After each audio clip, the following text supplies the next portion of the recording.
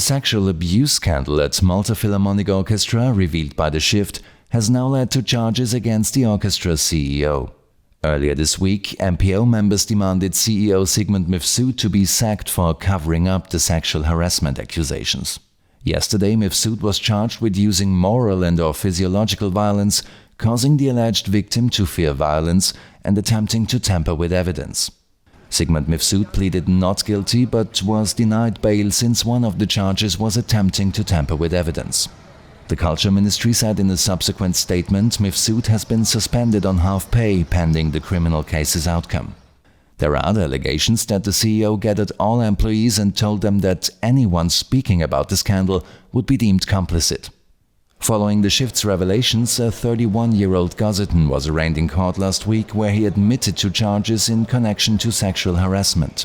He was given a 1-year prison sentence, suspended for 4 years, as well as a 5-year restraining order.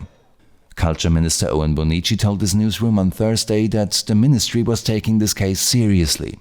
Bonici said there is no room for sexual harassment in any workplace, not least at the National Orchestra. Lawyer Pio Valletta has cashed in by selling his shares in a public concession for the Marsa horse racetrack, negotiated in 2017 with former Prime Minister Joseph Muscat. The project, promoted by Muscat as a €28 million private investment in the racecourse, is currently at a complete standstill. Sources close to the Marsa racetrack told this newsroom that the only development so far was a transfer of shares between original shareholders, including Pio Valletta. The controversial concession, unanimously approved by Parliament in 2019, included public land that was not part of the original call for offers. Heritage Malta has ignored questions about its refusal of a British foundation's offer to fund the restoration of Villa Guardamangia. The Cook Foundation offered the government funds it could raise in the UK for the restoration of Queen Elizabeth II's former home in Malta. The foundation said the intention was to have finished the restoration last February, just in time for the Queen's Platinum Jubilee. However, the Maltese government, that would have remained in control of the villa, backed out at the last minute. If the foundation's offer had been taken up, the villa's restoration would already be at an advanced stage, if not completed. Heritage Malta has for over 2 weeks ignored The Shift's questions. The Gozo Ministry has denied an FOI request filed by The Shift requesting a copy of the contract between Gozo Channel and the owners of former Tamima supermarket.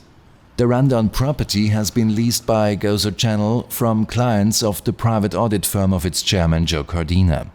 Employees should have moved to this temporary workplace in January 2020, however it turned out urgent structural works to the tune of €500,000 were needed. By 2029, A&J Healy Tamima Limited will have received a total of €700,000 in lease payments and an office block fully refurbished at the taxpayer's expense. The Gozo Ministry is denying The Shift's simple FOI request for copies of all contracts pertaining to the lease.